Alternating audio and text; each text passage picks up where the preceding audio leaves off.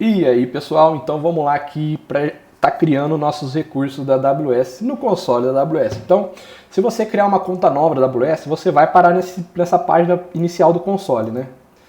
E você pode até se perguntar assim, mas eu vou criar um monte de recurso, vai ficar caro. Pô, não vai, mano. Porque você vai criar sua conta da AWS aí dá um ano, acredito, mais ou menos, não lembro da época, para você estar utilizando o serviço dela, para estar conhecendo.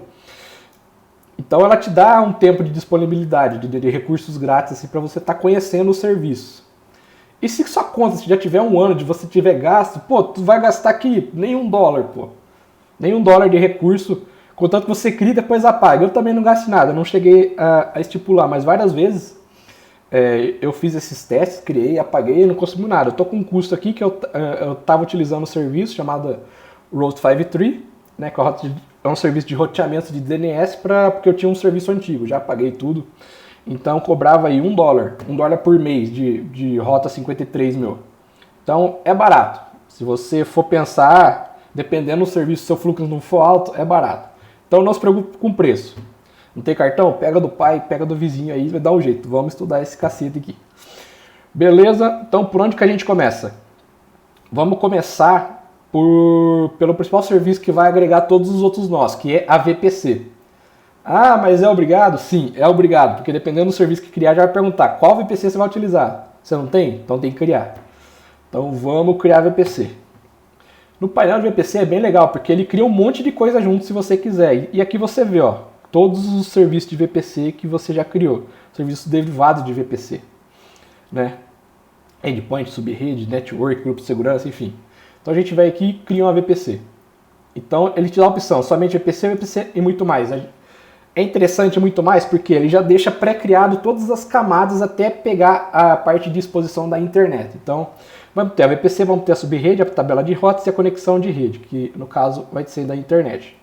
Mas eu vou deixar um jeito aqui mais basicão. O projeto vai chamar VPC-zinha. Todos os nossos projetos vai ter zinha aqui como zinha ou zinha como substantivo aqui como nome, beleza?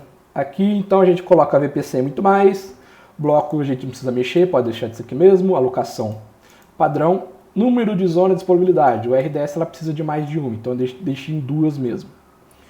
Número de subredes públicas, deixa em 2. Subredes privadas, nós não precisamos durante esses testes, tá? Apaga, porque vai facilitar muita coisa. Gateways NAT em dólar, pode deixar nenhum. Endpoints de VPC, nenhum também. Então, a pré-visualização da nossa VPC é isso aqui. Então a gente vai ter a nossa VPC, vai ter 2 subredes, porque vai ter 2 zonas de disponibilidade, uma em EST1A, outra em EST1B, uma tabela de rota e uma conexão de rede. Montando dessa forma fica muito mais fácil a gente configurar os nossos outros recursos, beleza, gente? Então essa aqui é a nossa VPCzinha. Essa aqui também você pode desflegar, que não vai precisar. Belezura? Então vamos lá. Cria VPC. Aqui ele vai criar todos os recursos já rapidinho. VPC não tem segredo, né? Criou. Já vamos visualizar a nossa VPC. Então tá aqui todos os dados da nossa VPC pode estar oferecendo. Então o que a gente vai usar bastante tabela de rotas e as conexões de rede, que é onde que expõe a nossa VPC para a internet, beleza? Depois da VPC, o que a gente pode criar, vamos para o Elastic Cache. Elastic Cache. Tem vários, Transcorder, Metalk, Elastic Cache que a gente precisa. Aqui. Então, essa aqui é a carinha dele, do Elastic Cache, né? E como eu disse, ele tem 2 features, né? Aqui, ó, do Redis e do Main Cache. Vamos utilizar do Redis, porque eu já trabalhei com o Redis, com o Main Cache um pouco já, mas o Redis eu tenho mais familiaridade. Então vamos clicar no Redis, aqui ele já oferece para você criar o cache do Redis. Então aqui algumas configurações são muito importantes para funcionar. Então vamos escolher aqui, cria o seu próprio cache, não vamos deixar assim tão fácil para ele criar para a gente. Cache de cluster. Criação fácil. Cache de cluster, que ele vai definir todas as opções que a gente pode estar habilitando. Cluster terá um único fragmento. É isso aqui, modo cluster desabilitado, embora esse cache a gente vai deixar desabilitado. Informação do cluster, vai chamar rediszinho. Descrição, que é opcional, não precisa. Vai ficar local, não vai ficar on-premise, eu não tenho um computador para estar para estar alocando o meu redis. Tira o multi-AZ, não precisa. Failover automático, não precisa também. Configuração do cluster. Véi, coloca a versão 6.2. A 7.1 eu tive problema de conexão, embora seja a melhor, a mais atualizada. Põe na 6.2. A 7.1 eu vou ficar devendo, porque eu tive problema para me conectar na 7. Então a porta a gente mantém padrão, 6379, a porta padrão no redis. Aqui a gente não mexe também, pode deixar nisso aqui. Aqui é muita atenção muita atenção, porque ó, aqui a AWS é sacana, te oferece uma máquina, velho, com 13 GB de memória RAM. Pô, para estudar a gente não precisa disso. Então cache larga R7, não vamos pegar um micro. A gente não vai armazenar pilhas e pilhas de dados para lotar 13 GB de dados na memória RAM, não. A máquina micro de 500 MB de memória RAM tá de bom tamanho. Vamos pegar a T2. Vamos pegar a T3, porque a T2 ela tem low moderate. Não que a gente precise também de 5 GB de network, mas T3 tá de boa. Número de réplica, a gente não vai criar um cluster gigante de redis, não precisamos disso para o nosso teste. Uma número de réplica tá bom. Aqui também é importante, PV4, criar uma subrede. Eu criar subrede é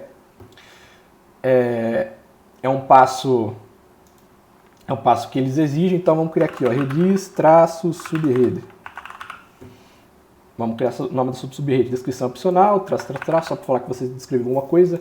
Aqui o ID da VPC, ele sempre vai pedir a VPC. Como a gente já tem, olha lá, VPCzinha, ele seleciona ela, senão tá aqui criar VPC. Aqui a zona de disponibilidade, né, do nosso cluster redis. Disponibilidade disponível, posição de zona de disponibilidade. Nenhuma preferência, próximo. Aqui a gente não habilita criptografia, não vai ser preciso, né, embora uma aplicação em produção é preciso sim. O grupo de segurança a gente já tem, olha lá, porque a nossa VPC criou um grupo de segurança. A gente escolhe o grupo de segurança assim, seleciona. Tira o backup automático, a gente não precisa. Nenhuma janela de impressão. Atualização automática de versões secundárias. Desabilita, a gente não quer que a nossa versão do release atualize. Sem logs, também não precisa de tag. Beleza, próximo. Então aqui é a descrição geral, só para a gente criar. Versão 6.2, isso aqui é um passo importante. Porta 6379, grupo de parâmetros. Grupo de segurança a gente definiu. Backup, tag e criar. Vamos criar então o nosso cache do redis. Olha lá, aqui é ele dá algumas dicas aqui, né? Elastic Cache Serverless. Support Graviton. Beleza, aqui a gente pode desconsiderar.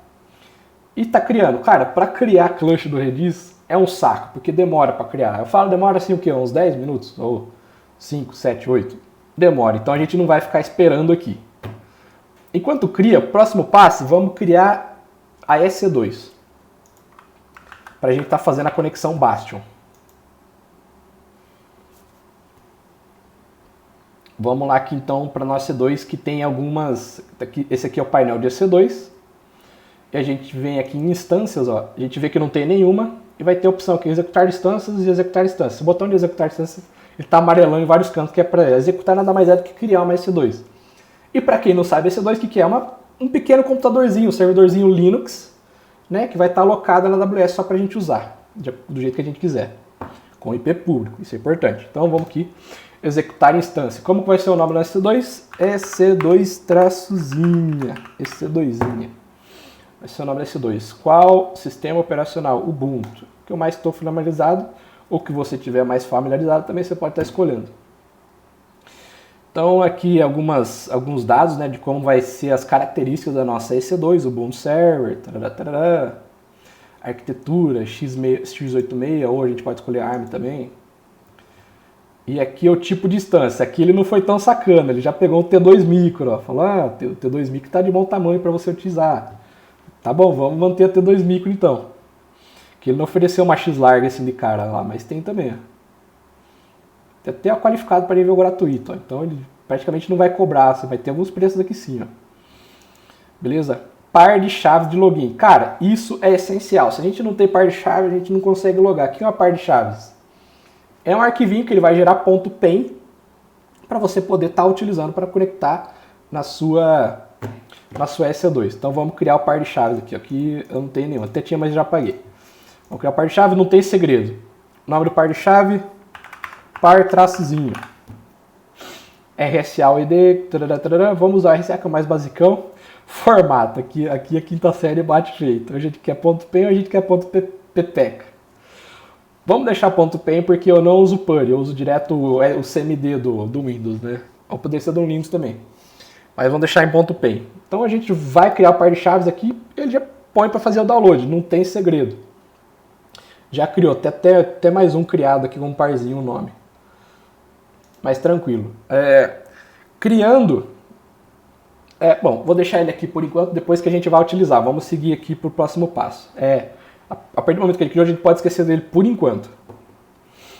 Agora aqui nas configurações de redes, tem um parâmetro que é importantíssimo, essencial. Atribuir IP público automaticamente. Sim. Se você não atribuir IP público ao CC2, você não vai conseguir acessar da internet, velho. Não vai conseguir acessar. Então, tem que ter IP público sim para sua maquininha EC2, beleza? Aqui a gente cria um grupo de segurança já, tem um grupo de segurança já default aqui da VPC, vamos usar o grupo default. Configuração de rede. A gente não precisa mexer nada na configuração de rede. Usou o grupo de segurança default. Habilitou IP público, estou só conferindo aqui as configurações. Detalhes avançados também não precisa.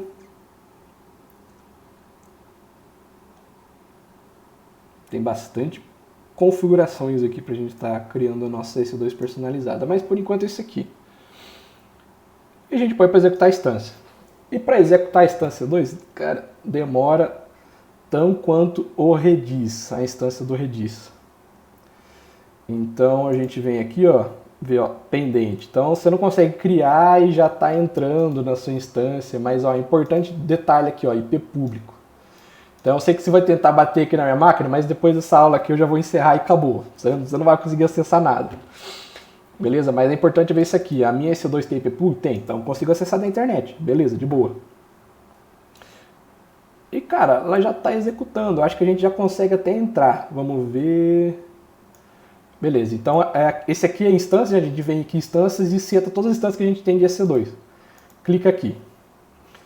Cara, aqui é um dos passos importantíssimos, além para você estar acessando a sua EC2. Primeiro, ela tem que ter IP público, você tem que ter o par de chave SSH e tem que ter mais uma coisa, a rota de entrada da sua EC2. Se não tiver esses 3 itens, você não consegue acessar a sua EC2. É camada de segurança pra cacete, mas tranquilo, na prática a gente vai ficando bom nisso aí. A ID da instância já está executando, então ela já está apta a ser acessada. A gente consegue acessar agora? Ainda não. Por quê? Tem uma aba dela aqui chamada segurança. Na segurança tem todas as rotas de entradas e rotas de saída. Então a gente precisa estar configurando a rota de entrada. Então, como a gente vai estar acessando via SSH, a rota de entrada de portão, a rota de porta de entrada de padrão SSH é a porta 22. Então a gente vai estar configurando aqui a regra de entrada para a porta 22. Para estar configurando isso, tem o grupo de segurança que ela pertence, que é o default da VPC que a gente criou. A gente vem aqui no grupo de segurança, tá vendo que aqui é a regra de entrada, a regra de saída, não tem nada. Então a gente vem aqui no grupo de segurança e define a nossa primeira regra de entrada, editar regras de entrada. Vamos adicionar uma regra aqui. TCP personalizado, porta 22, para a gente poder acessar SSH, via SSH. Ah, mas qual IP? Pode ser todos. Esse 000 aqui significa a faixa de todos os IP do mundo, pode acessar minha porta. Ele até dá um aviso aqui, falou, isso aqui é perigoso, tem certeza? Não. Claro que numa empresa tem a sua rede interna, tem a sua própria VPN, então tem a faixa de IP restrita para você acessar, então você vai definir isso. Mas como eu estou fazendo aqui por questão de ensino, a gente pode deixar tudo 00 mesmo. E eu poderia salvar, só que tem mais a porta do Redis. Que eu já 6379, eu acredito. Vamos duplicar essa aba, a gente já adiciona a porta do Redis. Deixa eu voltar aqui no Elastic Cache, só para me recordar qual que é a porta do Redis. Ele está criando isso. Para criar Redis é complicado, demora. Mas a porta padrão dele é 6379, se não estou enganado. Também ele não vai mostrar aqui. Deixa eu ver se tem alguma coisa na tag.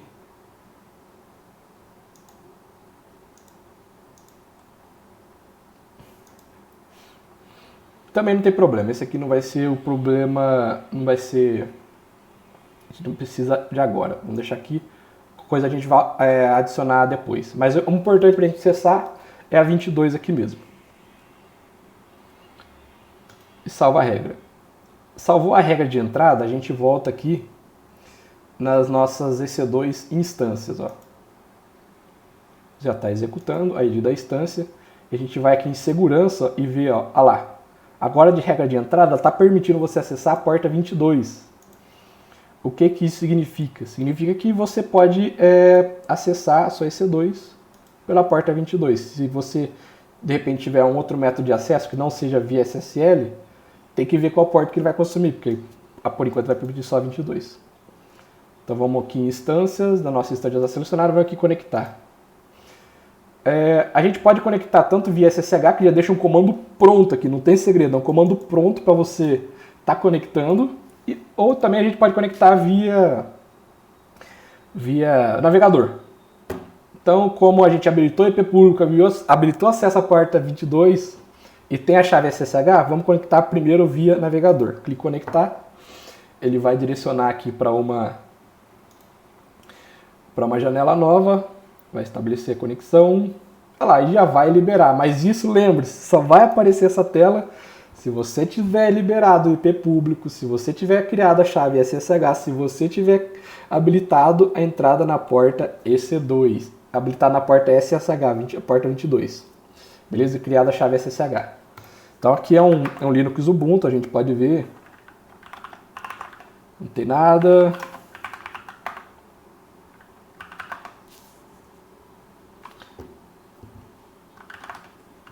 CD Ubuntu. Então estava aqui. Beleza.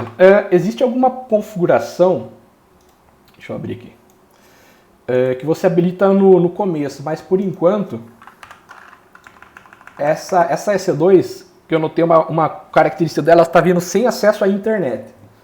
Então tem um comando aqui, deixa eu ver se eu acho aqui na minha colinha, que você habilita acesso à internet dela. Aqui. Por que você precisa habilitar o acesso à internet dela? Para ela poder se conectar à internet, para poder fazer a troca de requisições, a troca de informações, envia e recebe. Para você estar podendo se conectar nela, poder também te enviar informações. Então são comandos aqui que eu vou dar aqui. Primeiro um sudo. Eu vou só testar primeiro, por exemplo, se a gente pingar o google.com, vai parecer que ela está travada. Ela vai tentar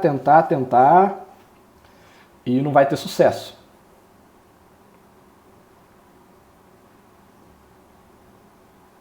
É uma característica que eu notei que está vindo as EC2 assim se eu não habilitar alguma coisa. Mas enfim, isso aqui dá para a gente consertar. É só digitar esse comando aqui.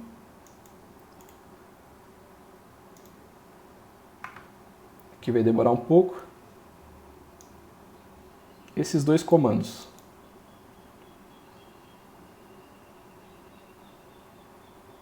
E mais esse daqui. Sudo resolve ctl domain. Dados esses dois comandos, aí você tenta dar um ping google.com e voilá, já está conseguindo acessar a internet. Então essa aqui é uma das principais características para a gente estar configurando a EC2. A EC2 precisa se conectar à internet.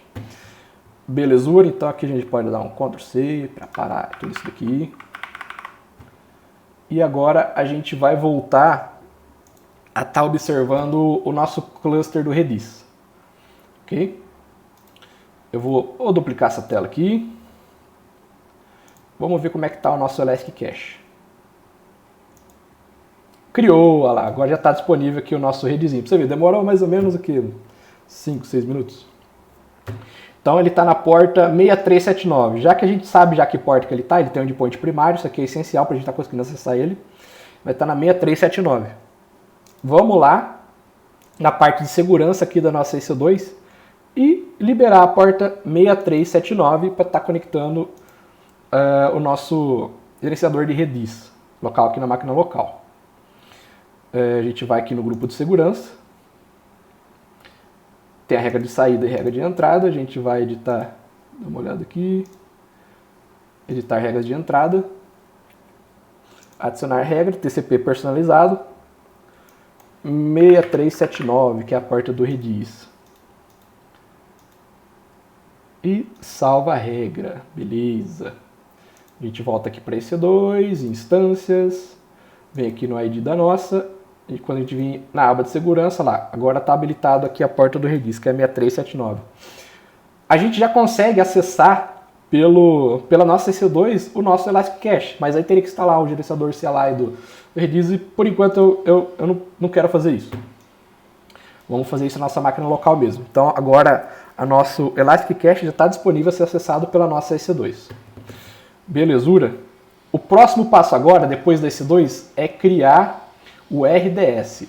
Eu gosto de criar o RDS depois da EC2 porque ele tem algumas configurações que facilitam se você já tiver uma EC2 pronta. Então vamos lá. Banco de dados. A gente vai aqui em Amazon RDS, banco de dados, não temos nenhum. Criar banco de dados. Essas aqui são as features que eu tinha comentado. Tem o Aurora, que é um banco otimizado próprio da AWS. Tem o MySQL, tem o Postgres, tem o MySQL Server, tem o Oracle, DTM, de MariaDB. Vamos de Postgres, que é um banco que eu gosto bastante, que ele é open source. E aqui vai liberar algumas configurações para a gente estar criando o nosso RDS. Belezura, então escolhemos qual feature que a gente quer do Postgres, modelos. Nível gratuito, né? Aqui a gente é turco. Aí nos nomes nós não mexemos, podemos deixar aqui base de dados 1, nome do usuário principal Postgres, não precisamos mexer. Gerenciar as principais da AWS, não. Gerar senha automaticamente, não. Vamos colocar aqui, ó, senha, teste RDS, só para testar mesmo. Teste RDS. Então essa aqui vai ser a nossa senha. Configuração da instância. Aqui ele habilita já uma T2 micro para você, T3, pode ser a T3 mesmo, não tem problema. Aqui a quantidade de armazenamento que tem, 20 GB, dá para a gente brincar tranquilo, né, na nossa configuração.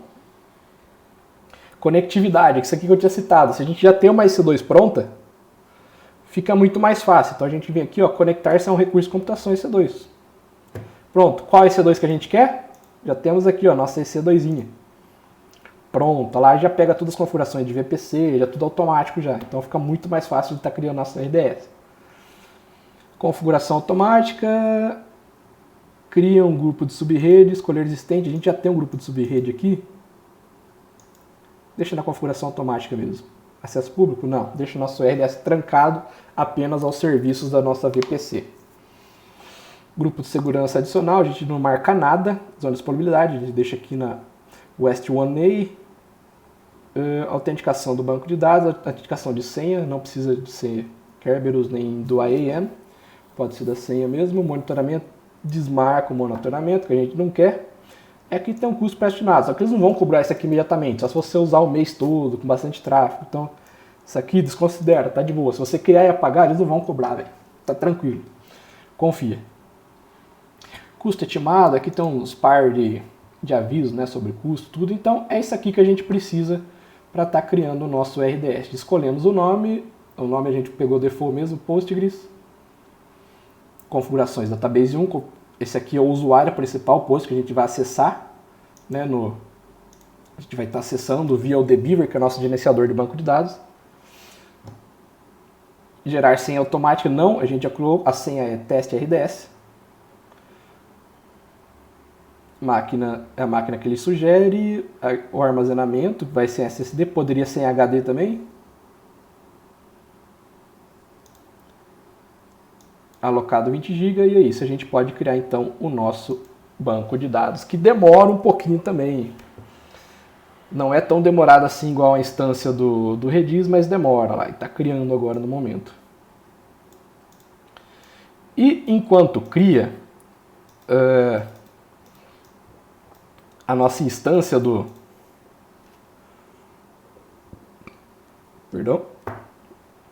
a nossa instância aqui do RDS, a gente pode fazer um teste e está conectando local via SSL a nossa EC2. Vamos lá. Como que eu faço isso? Venho aqui em EC2, instâncias. Inclusive, precisamos liberar a porta, a porta do RDS na EC2 também. Deixa eu voltar, que eu até já esqueci que porta que é ali. Ele tem uma porta certa para a gente estar acessando o RDS. Que ele não vai falar agora, claro, porque ele está criando, né? Olha lá, ele não libera a porta agora. Então a gente tem que esperar mesmo, tranquilo. Enquanto ele cria, eu disse que a gente vai testar a conexão local do SSL. Claro, porque a gente vai conectar os serviços locais numa porta, numa janela do navegador. A gente vai criar direto no nosso prompt de comando, né? Então aqui em conectar, aqui ó, cliente SSH, cara, ele dá o comando pronto para você aqui, ó. Tipo, não tem erro, é isso aqui. Você vem e copia, só que o que ele espera? Que essa parzinho esteja na pasta que você tá no seu CMD. Então, se atente nisso. Então, o que é legal? Quando você abre o CMD, ele sempre abre aqui, ó, o seu users do caso do seu local, meu Goga. Então, o que eu sempre faço? Pega essa chave aqui e joga na pasta Goga. Acaba todos os seus problemas. Faça isso. Que eu vou fazer isso agora, que eu baixei aqui, ó, na pasta Downloads, eu vou abrir aqui. E vou lá na pasta, não vou mostrar o meu computador. E vou jogar a minha chave SSH lá. Só um momento.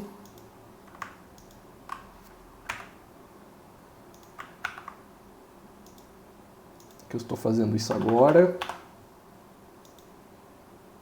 Pronto, ó. Então, aqui na CMD, na pasta Goga, já está o meu arquivo. Eu peguei da pasta Downloads e joguei o meu arquivo .pen aqui.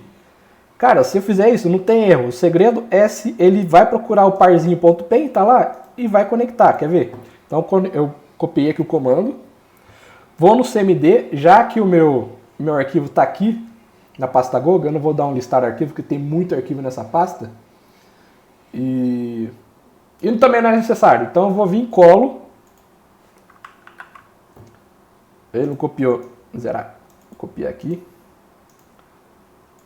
Colei, olha lá, é isso aqui, ó. Então ele vai procurar nessa pasta Goga se tem uma conversa de .pen e você dá um Enter. Não tem segredo, vai pedir uma autenticação, yes, e Xablau aqui. A gente já está conectado na nossa máquina Ubuntu da AWS. Não tem segredo nenhum, dá tudo mastigado para você. Lembrando dos passos, se você gerou... se o EC2 tem IP público, se o EC2 está liberado a porta 22, se o EC2 tem a chave SSH gerada, cara, tem que conectar, não tem erro. Aí, claro, você tem que testar a conexão da sua EC2 com a internet. Igual eu fiz, deu problemas que eu estou criando, tá vindo sem internet. Então é só configurar com aqueles comandos lá que eu fiz que dá bom, não tem erro. Belezura, turma. Então isso aqui foi só um teste de conexão, né? E o que a gente vai fazer agora? Criamos já o RDS. O RDS ele está criando... Ah lá, já criou. Beleza, ele criou aqui a porta 5432. O que a gente tem que fazer? Tem que pegar essa porta e liberar o acesso lá na nossa EC2, que está aqui, ó. Vamos aqui novamente na parte de segurança. Regras de entrada. Então ele permite a porta 22, a porta 6379. Vamos colocar então também a porta do RDS. Como é que a gente faz? Default aqui. Editar regras de entrada. Vamos colocar mais uma, que é essa daqui, ó, 5432. Qual IP? Todos. Tanto porque o IP da minha casa ele fica trocando, né? Não é static dinâmico que fala. Pronto, defini a porta aqui e salva as regras. Beleza, então a nossa EC2, deixa eu vir aqui.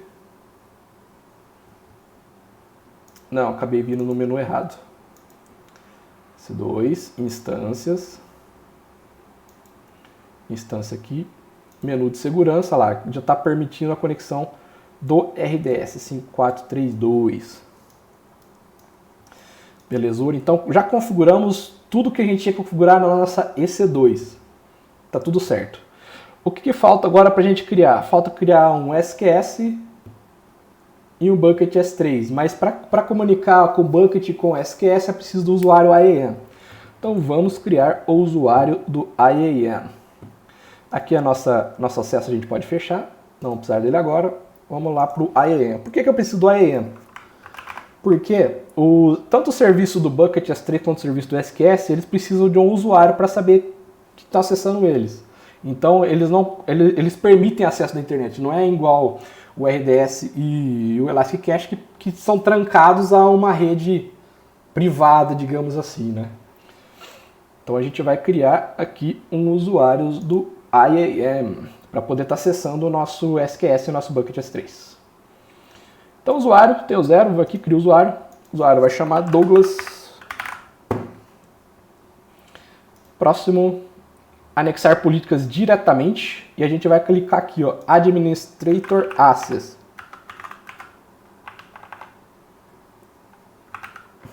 É aquela primeira que te apareceu aqui, ó. Por que eu vou estar colocando essa política? Porque ela tem a política mais mestrona, mais forte que tem. Ela tem acesso a tudo, ela pode acabar com a minha AWS com todos os recursos, pode criar máquinas gigantescas e pode apagar máquinas gigantescas. Isso não se faz numa empresa em produção. Você tem que limitar o seu acesso ao mínimo possível do usuário que vai usar a sua AWS. Eu estou fazendo isso puramente por estudo, porque eu não quero estar separando as políticas aqui, o SQS aqui, então vou habilitar o SQS, não. Pô, eu vou determinar que o meu usuário vai ser o administrador e vai mandar em tudo. Porque fica mais fácil para mim mesmo. Não que isso você tem que fazer em casa.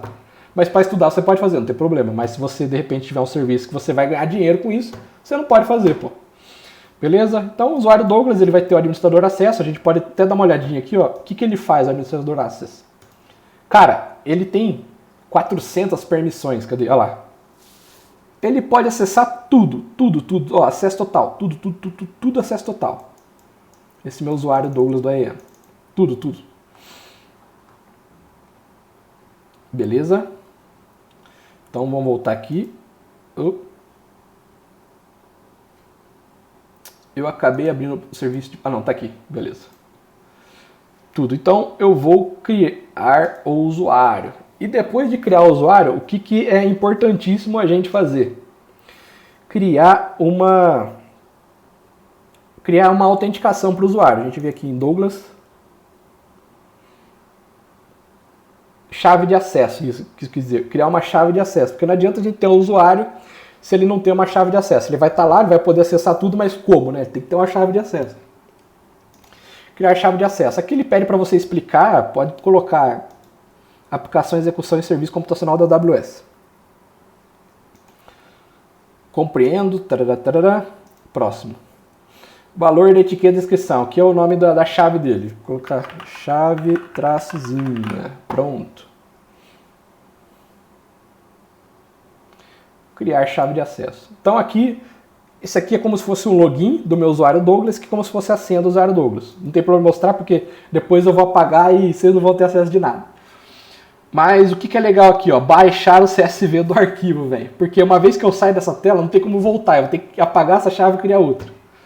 Então você baixa e em algum lugar vai estar salvo na pasta downloads aí do seu computador e eu não preciso ficar lembrando, não preciso ficar anotando aqui, porque já baixou o arquivo CSV da chave de acesso e a chave secreta. Isso aqui a gente vai usar direto no código Java. Belezura. Não em hardcode, como variável de ambiente, né? Claro. Concluído. Meu usuário Douglas agora está completo para acessar todos os serviços. Então eu tenho até um usuário, eu posso estar utilizando esse usuário para logar na AWS. Exatamente. Então tem a minha conta principal. E meu usuário Douglas aqui vai estar habilitado para logar também, para estar controlando todos os meus recursos da AWS. Isso nos faz em casa, apenas para estudo, lembrando. Belezura, gente. Criamos o Redis, criamos a EC2, criamos o RDS, criamos a VPC, criamos o IAM. O que falta agora? O SQS e o Bucket S3. Vamos então agora para o SQS. Simple Queue Service. Que é o nosso serviço de mensageria para deixar o nosso serviço assíncrono. Vamos lá, criar fila. Filas, criar filas. Padrão, FIFO, padrão. Nome, filazinha. As configurações, pode deixar, ele não dá muito espaço para você configurar muita coisa, mas pode deixar tudo do jeito que está aqui mesmo. Criptografia desabilitada. Encryption key, chave da Amazon SQS. Método básico, somente proprietário da fila. Aqui pode deixar tudo default. Defina as filas desabilitado. Fila de mensagem mortas desabilitada também. E é só. Não precisa configurar mais nada. Só o nome da fila e boa. E a gente vem aqui e cria a fila. Está criada aqui então nossa filazinha. A filazinha é um serviço rápido, não envolve banco de memória, não envolve banco de dados, então cria rápido a nossa filazinha. Está até aqui o nosso URL padrão já. A gente vai usar isso aqui para estar se conectando nela. Criada a nossa fila do SQS, vamos para o Bucket S3.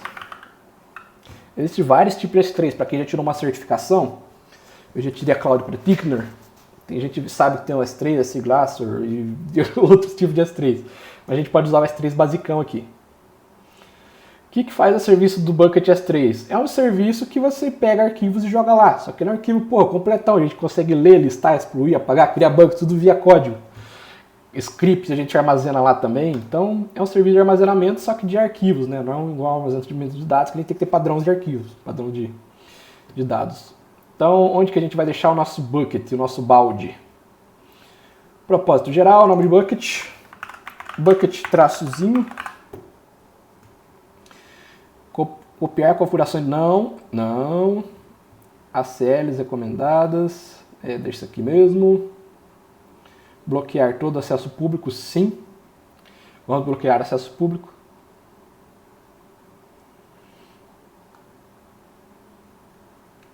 Versionamento do bucket, pode desativar. Criptografia padrão. Chave do bucket põe para desativar, a gente não vai estar usando, ó, KMS, que é o Kubernetes Secrets. Não, é outra coisa, não é Kubernetes não. É de chaves aqui no caso. Então a gente desativa a chave do bucket, configurações avançadas, não precisa mexer também. E é só, igual SQS o bucket, é bem parecido, é bem pouca coisa, você não precisa configurar a rede nem nada, ele é bem disponível. E a gente vem aqui e cria o nosso Bucket S3.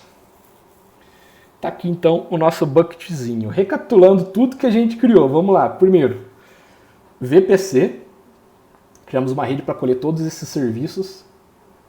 Elastic Cache, criamos uma instância do Redis nossa na AWS, criamos um RDS, um banco de dados relacional, caso utilizando a instância do Postgres. Criamos uma S2 para a gente estar se conectando ao Elastic Cache, ao Redis e ao RDS, no caso ao Postgres. Criamos um usuário da EM para estar dando autenticação e login ao nosso Bucket S3 e à nossa fila. Criamos um Bucket S3, criamos um SQS. Então criamos na mão aqui 7 recursos. Claro, cara, aqui na empresa a gente vai criar um Terraform para estar automatizando isso, pelo amor de Deus, você ficar criando recurso na mão. Mas aqui é somente para estudo, né? Então tá tudo bem. Então criamos aí 7 recursos na AWS. A gente vem aqui pro console principal e vê eles criados aqui bonitinho. Então o próximo passo agora é a gente está acessando esses serviços.